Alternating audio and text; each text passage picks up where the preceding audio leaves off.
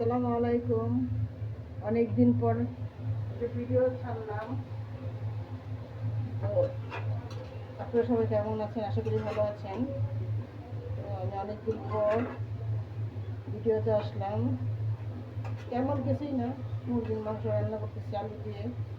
আর এখানে রান্না করতেছি হচ্ছে ডাটা কুচি করে কেটে দিচ্ছি, আর হচ্ছে কাঁঠালের বিচি।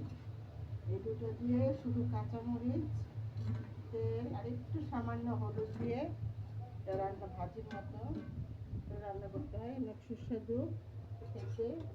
আর এখানে করে নিলাম হচ্ছে মুরগির মাংস, আলু দিয়ে একটু ঝোল ঝোল করবো। এই হচ্ছে আজকে আমার রান্না। আপনারা সবাই কেমন আছেন অবশ্যই কমেন্ট বক্সে জানাবেন। জানি আমি রেগুলার না, আপনাদের হয়তো ভালো লাগে না, তারপরে বলছি সাবস্ক্রাইব করে দিবেন, লাইক কমেন্ট শেয়ার করবেন প্লিজ। এর আগে আপনাদেরকে বলা হয়েছে কিন্তু সেভাবে আপনারা করেন না, তারপরে অনুরোধ রইল একটু করে দিবেন। আসসালামু আলাইকুম রহমতুল্লাহ বরকাতুহু।